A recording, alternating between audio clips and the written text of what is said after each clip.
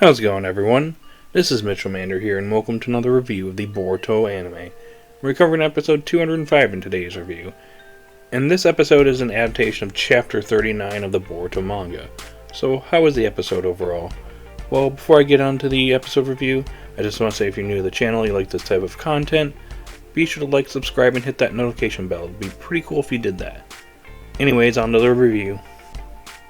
So, when it comes to the Boruto anime reviews, moving forward, if it's adapting the manga, I'm going to be changing up how I do my reviews. Instead of reviewing the whole episode, I'm just going to be talking about the differences between the manga and the anime, since I essentially covered the plot of this episode in my Chapter 39 review back in October 2019, so it would be very repetitive if I just did the same thing here. So, instead of doing that, we're going to focus on the differences between the manga and the anime, since there's quite a few in this episode, for example.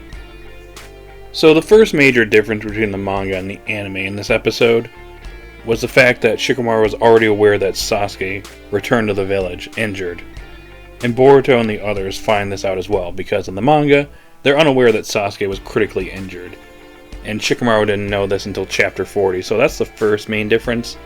I think it's kind of interesting, and it kind of adds a little bit more weight on Boruto and Sarada's shoulders, because they're going into this other dimension realizing that Sasuke was even injured as a result and potentially was involved in this conflict against Jigen.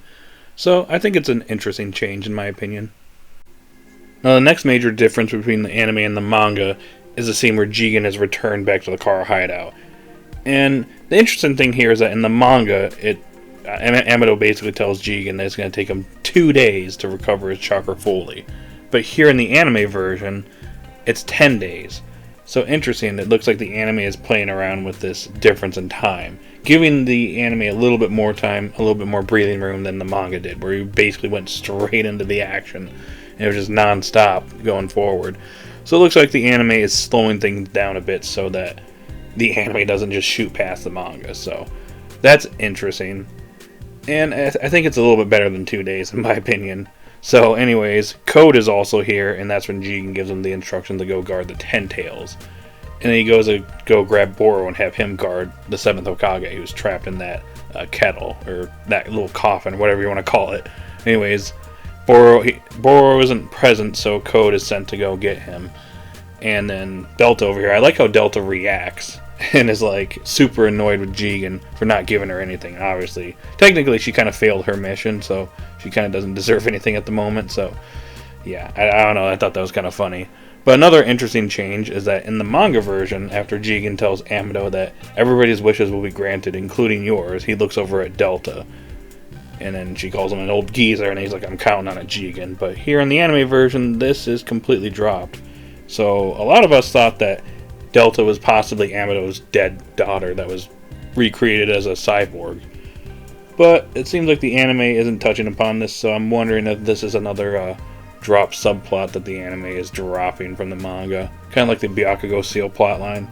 It looks like the anime isn't going to be touching upon this, so Now the next major change that I noticed in this episode was Kashin Koji's involvement in the episode. Because in the manga, from the previous episode, Koji didn't sneak one of his frogs into that dimension that Jigen warped Naruto into, so he was unaware of the fight. So in the chapter, he was basically speculating what happened and why Jigen was taking so long to come back. And he speculated that Naruto and Sasuke intervened, but even then they couldn't defeat him. But that's when he realized, hey, maybe this is my chance. You know, it might just be on a whim, but maybe Jigen is basically ran out of chakra fighting Naruto and Sasuke and is weakened. This could be a once-in-a-lifetime opportunity for me to take him down. So, yeah. Instead of getting that, the anime, Koji is already aware of what's going on, but Boro, using Genjutsu, confronts Koji here. And an interesting thing here is that it seems like there was an outer in the Hidden Leaf Village that came to see Koji, which I thought was pretty interesting. But he basically informed that Lord Boro wanted to speak to him. So yeah, that's pretty neat. Like, we already suspected that there were outers within the Hidden Leaf Village, and that was confirmed right here. So anyways, Boro confronts Koji, wondering why he's not reporting anything to them, because he's basically gone silent. Even though Koji has basically relayed the information about Boruto's karma, Yeah, he hasn't really talked a lot to the car members, so he's been pretty silent. But Boro actually brings up something that he found in the blimp, and it was one of Koji's toads that was hanging out in the blimp. So Boro is suspicious of Koji here and thinks that he had something to do with the blimp crash. And Koji manages to talk his way out of it, in which he says, "Oh yeah, Jigen informed me something was going to happen, someone's going to sabotage it, so I snuck one of my frogs onto there, so yeah, you have no reason to suspect me." Which I think is pretty interesting. Koji very smartly talked his way out of being suspected as a traitor, which Boro basically decides to kind of ignore him, I guess. And he also mentions the fact that, hey, Jigen appeared in the village just a little while ago. If I were the traitor, wouldn't he have taken me out while he was here? So yeah, Koji's a pretty smart guy. But anyways, Boro leaves him alone and goes back to his task. And Koji doesn't leave the village here. So interesting. I guess the anime is taking a little bit of a different route with Koji when it comes to his involvement with the upcoming conflict.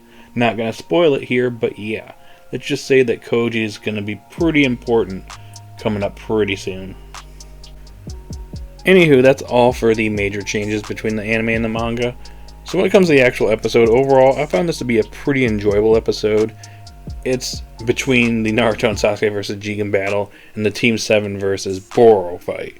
So it's an in-between, basically a story connector between the two fights. And I think the anime did a pretty good job adapting the manga. In fact, I think it was a little bit more interesting in the manga just because I think the anime has more breathing room now that it's 10 days for Jigen to recover versus 2.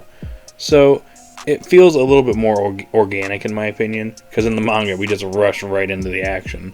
Whereas the anime we can take a step back and kind of breathe a little bit. So yeah, I like what the anime is doing here. And I'm curious to see how Koji is going to be handled, because they've changed up significantly how Koji was handled at this part in the manga. So yeah, I'm very interested to see what's going to be happening in the next couple of episodes with Koji. So that's all I got for this episode review. So overall, a pretty good episode, probably a 7 or 8 out of 10 episode. A perfect bridge between the Naruto and Sasuke versus Jigen battle and the new Team 7 versus Boro battle. So guys, in the comment section down below, what did you think of this episode? Did you love it? Did you hate it? And if you're a manga reader, what do you think about the changes between the anime and the manga? Post your thoughts in the comment section down below. Be sure to like, subscribe, and hit that notification bell if you're new to the channel. And I'll see you guys later.